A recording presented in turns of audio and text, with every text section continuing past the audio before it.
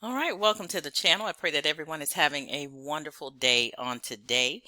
And if you haven't, guys, listened to the previous share, please try to follow up on some of the shares that I've uploaded on the channel. You'll find out some very, very important information that I share. I hope that you guys are finding value in the information shared and how it impacts our everyday life on the continent. And so, something that I discussed about 2 months ago concerning the contamination of land in Ghana, speaking of Ghana today, and how there are people who are prominent people on YouTube who are selling land that is contaminated or land that are in areas that are contaminated. All right. Now, this is not an attack against them, but specifically in that situation, I did not name the person, but the person is a native to Ghana, and they know very well the situation surrounding the land that they were promoting. And it's not the first time that they have sold land or promoted land or development of land to the diaspora in areas where land was severely contaminated, used previously for Galamsey. All right, if you're not familiar with what Galamsey is, it is the act of mining. They like to refer to it as illegal mining for gold. But you have people who also have licenses to mine who are carrying out activities in an illegal way. Okay, so I don't just limit it to just those who are illegal miners. Okay, but as a result, it has caused a lot of damage, destruction to the land and to the water, to the soil surrounding major rivers, to the rivers. They are completely destroyed. So today, as you can see by the title, I'm here to announce to you or provide you with an announcement from the Ghana Water Company Limited itself to the public concerning the crisis, and it is a crisis that's going on in Ghana concerning the water. What they do not tell you is the dangers, all right, of these toxic waters. They tell you about why you are not receiving water as you should. So I'm going to read it. I am going to also give you some more information. And guys, it's up to you to just really sit down and educate yourself on Ghana in the various regions. Ghana has more than 16 regions, okay? And so the areas that are impacted mostly are well, I'll discuss that later. Let me just go ahead and give you the information that has been shared with us.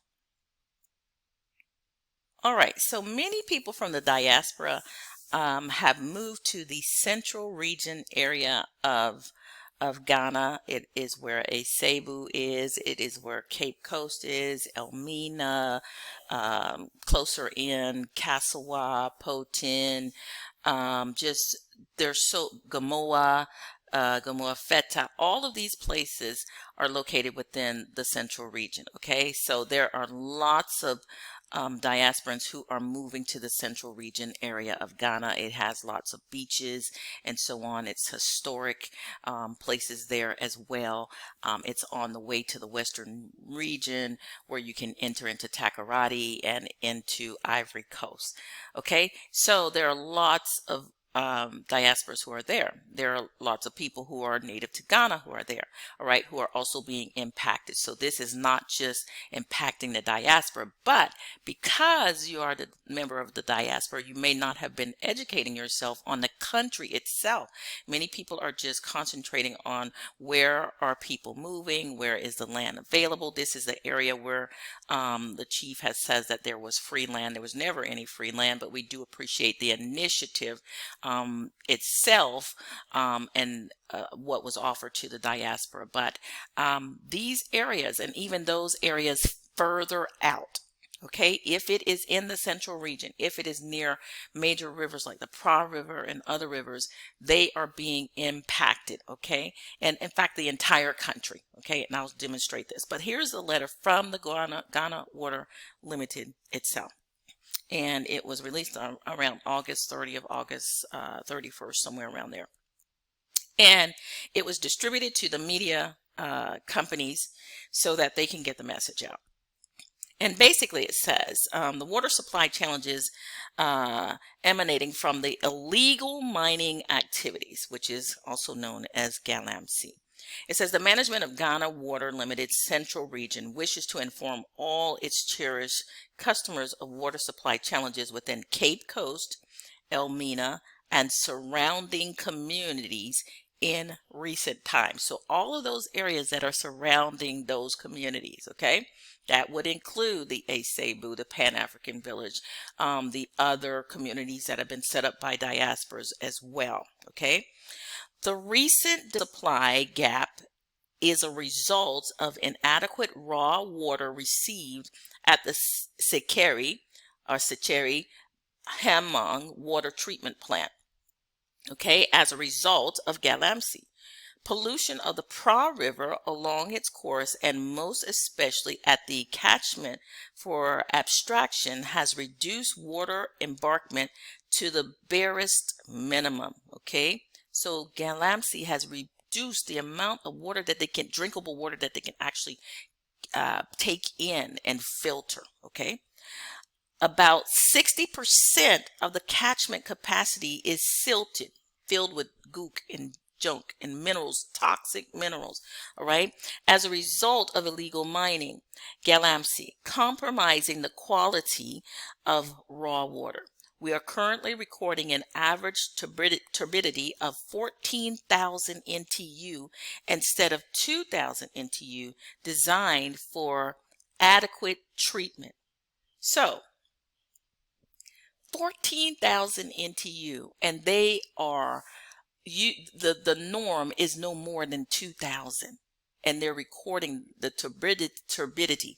The turbidity is what makes the water dirty. It's the stuff that's in the water, all right, that can be filtered out if it's non-toxic. If it's toxic, such as arsenic, mercury, lead, and now there's lithium, okay? And I mentioned in the other share that there are people who are selling lithium land right next to a lithium plant.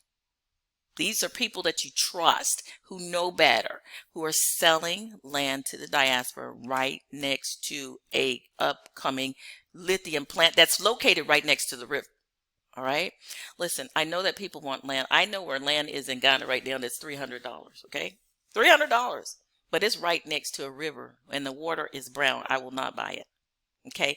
And because don't think that you can get a borehole and get this out. If the water in the river is contaminated, the aquifers are also contaminated. The aquifers run under the ground. You can't farm with it because you'll take that water and put it on the farm, whatever you plant, right? The crops. And then what? Turn around and sell it or turn around and eat it? We can't do that. This stuff is deadly, guys. It's absolutely deadly. It says about 60% of the catchment capacity is silted as a result of illegal mining, Galamsey, compromising the quality of raw water. We are currently recording an average turbidity of 14,000 NTU instead of 2,000 NTU, designed for adequate treatment. They can treat up to 2,000 NTU, but they are recording 14,000.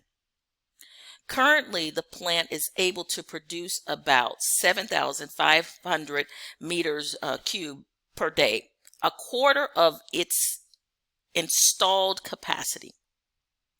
Only a quarter of its installed capacity.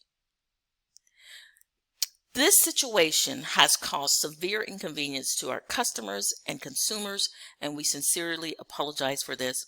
The company is engaging all stakeholders to find lasting solutions to this. You're a stakeholder. What will you do? We are, by this announcement, entreating all interest groups to join the fight against Galamsey, the River Pra, especially during this festive period, on the River Pra, especially during this festive period. Kindly report any form of illegal mining activity to your community leaders, local assembly, etc., and support our initiative to protect our water bodies and promote sustainable water use practices. Your assistance is crucial in helping us restore the quality of the raw water and ensure the reliable water supply of clean drinking water, especially as we celebrate our most cherished festival. Listen, this has nothing to do with festival. This is everyday life. This has been going on. Al Jazeera reported 10 years ago that 75% of Ghana's water have been destroyed, rivers have been destroyed as a result of Galamsey. I've spoken about it several times. I've shared as recent, like I said, as about 2 months ago. See, those types of shares don't get attention. Not only is it due because the channel is suppressed or shadow banned, but because people have no interest in this. And this is something that we have to be proactive about. You can't just go and buy land because it's, it looks good. You have plans for building. It's in an area where everyone's moving and so on and so forth. You need to consider all those things. I do believe that we do need to be near each other, especially now. That's another discussion. But definitely you have to know what's going on in those regions. Okay, so I'm going to show you what is going on. The news is going to report it, and show you the areas. The main areas right now, number one is the Cape Coast area. Okay, number two, Elmina, and then two other areas in the Shanti region. But it's not just areas. The eastern region is also impacted. That would include those of you who are out in the eastern region. Don't think that you are going to escape, because these rivers and tributaries and aquifers all run into each other. And so the areas that are greatest impact are those four, but it's basically within the Ashanti, wherever the gold is, okay, eastern region, central region, and just everywhere. And so the lithium plant as well, okay, that's another issue. There are people that I have seen have started to build houses down the street from lithium mining. And there are YouTubers selling land to people right next to the lithium plant and reporting it and endorsing it as if it's something great. You want to run away from that. This stuff is deadly. Mercury, lead, arsenic. It's deadly. There are children now in Ghana that are being born with birth defects, missing limbs. These are doctors that are reporting it. The information's out there. Brain damage, stillborn, people developing more kidney problems. Some of this stuff, now here's the worst part. Some of this stuff causes black lung disease, okay? Because when they go and get the gold, these amateurs, a lot of them are coming and then they are burning it down to get to the raw gold. And that produces an even more toxic chemical release, right? And so you don't even have to be near these Galamsey places. They're bringing it back to the room. There was a documentary on it where one guy brings it back to his house, his chamber and hall, and he's burning that stuff in there. And you may be smelling stuff burning. You don't know what it is. There are all sorts of chemicals in the air. It's just an environmental hazardous place. Okay, it's a wonderful country, but there's a lot going on that that is impacting the environment. And I have said for several years that people will soon be importing water. That's why you need to give yourself other options. I said in the last year, let your children learn French.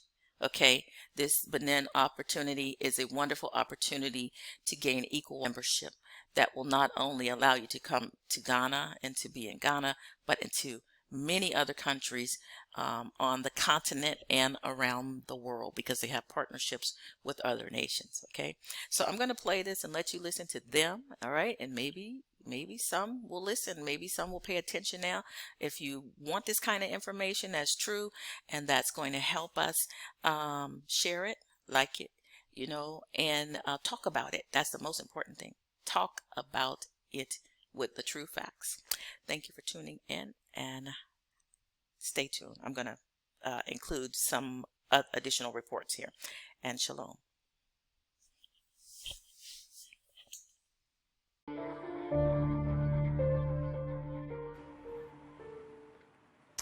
And there is a ticking time bomb. It's just about to explode because as we're now learning, water production has been severely impacted across the country.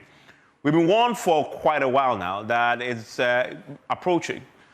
A time will come when we'll struggle to find potable water in this country. And just look at the statistics there that I found that was interesting. Ghana Water Company is telling us that they're now losing up to, 60% of what they produce.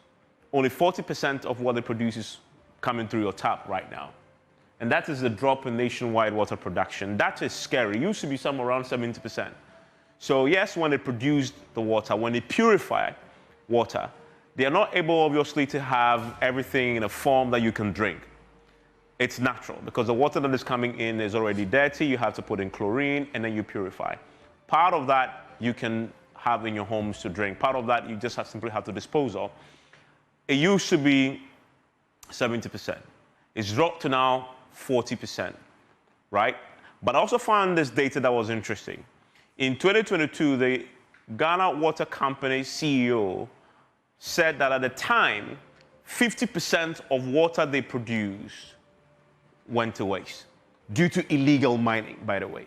So out of 100 liters that they produce, they are only able to get 50 liters out of that can come to your taps for you to drink. That's potable.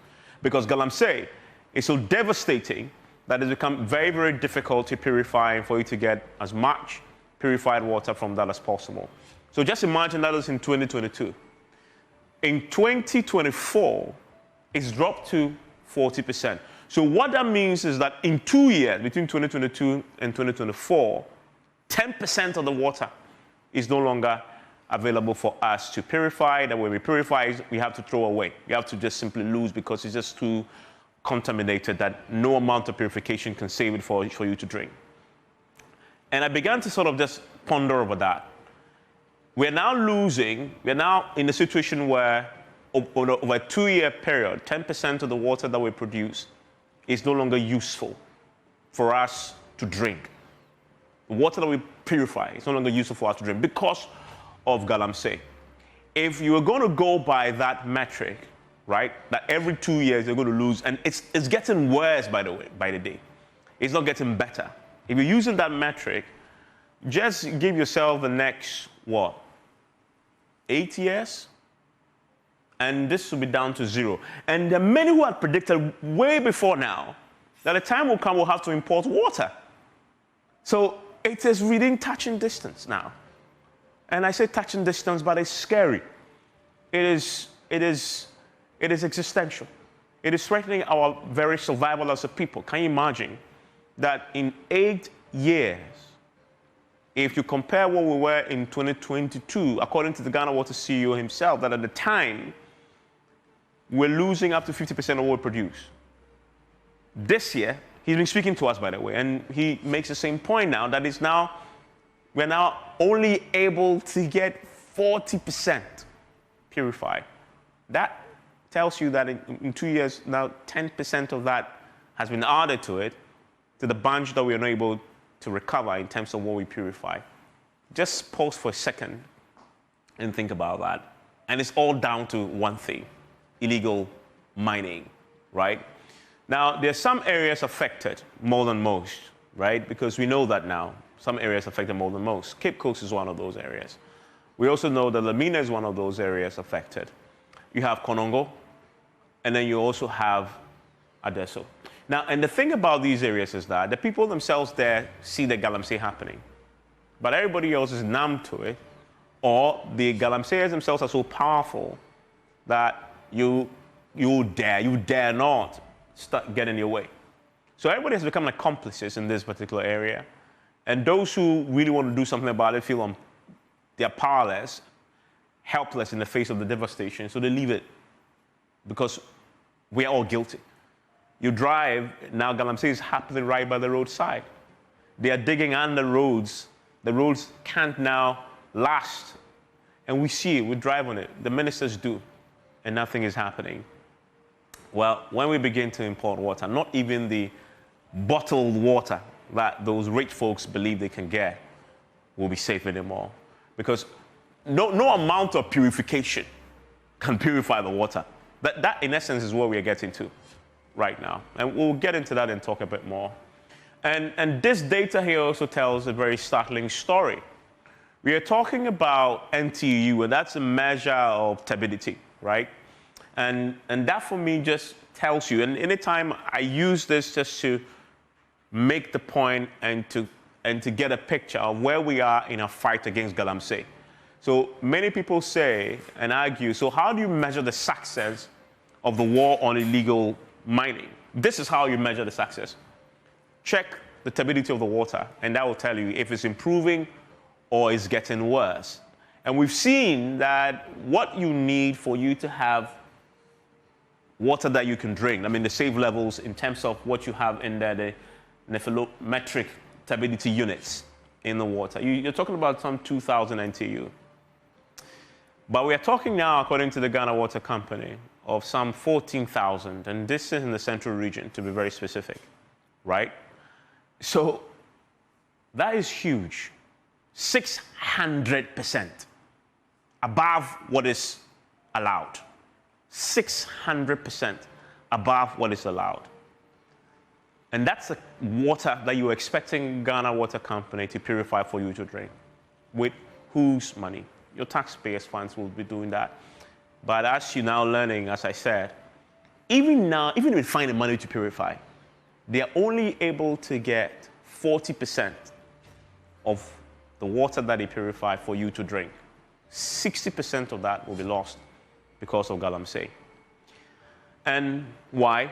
Because the central region, 60% of the catchment area that they have to now get to purify is silted, blocked by Galamsey, blocked by the effects of Galamsey. So they are unable to purify this. 60% of it. So in other words, only 40% is what they can purify because the catchment field is so contaminated. It's shocking, is it not? And the stats just keep coming. It just keeps coming. We are very soon, the next decade, 10 years, we will be importing water. The evidence is there for you to see. We will have to import water from our neighboring countries. We have to lay pipes and bring the water in from Ivory Coast, Burkina Faso, and our neighboring countries just into water, just into Ghana, for us to have water run into your tap, right? And then you also look at the plants that we have installed in the central region to purify the water. The plant capacity currently is just 25%. Again, Galamsey is a guilty party here. Everybody else involved in this, including the politicians who have been given the power to act, who for political partisan reasons aren't acting because you're afraid of the votes that they will lose in the illegal mining areas. They're afraid to act. Once upon a time, a president said he's going to put his political career on the line. He's going to put his whole presidency on the line to fight this. He failed. He failed, and that is not even pretending about it. It's putting it mildly. It was a monumental failure because the evidence is there. It is not conjecture. And that is why I've taken my time to find these for you. We're talking about some 1.64 million hectares that we've lost already. And it's not only water, by the way. It is cocoa. Cocoa board is struggling. Have you stopped to ask yourself why? A huge part of why cocoa board is struggling is because of Galamsey. The Galamseyers have taken over the cocoa farms. Even the farms that haven't been taken over, the farmers themselves are now giving the lands away to the illegal small-scale miners to take over. So, of course, because cocoa is not as profitable as the illegal mining. And so we are not able to produce as much as we used to. If you're not producing as much as you used to, you don't have enough to go into the market to sell. And you don't have enough to produce. The banks will look at your output and say, well, if we give you the money, and this is what you've been doing in the cocoa syndicate alone, if we give you the money, can you produce enough to pay us? And we are checking, and obviously we can't because our lands have been devastated. You don't have enough lands to grow your cocoa anymore. So we're struggling to raise the cocoa syndicated loan. And because we are struggling to raise that loan, the city is struggling too, because if that money had come in often over $1 billion, it will show up the city. And if the city is struggling, you see the depreciation is now around 16, above 16. It's gone to city to the dollar, has now gone above 16 city to the dollar.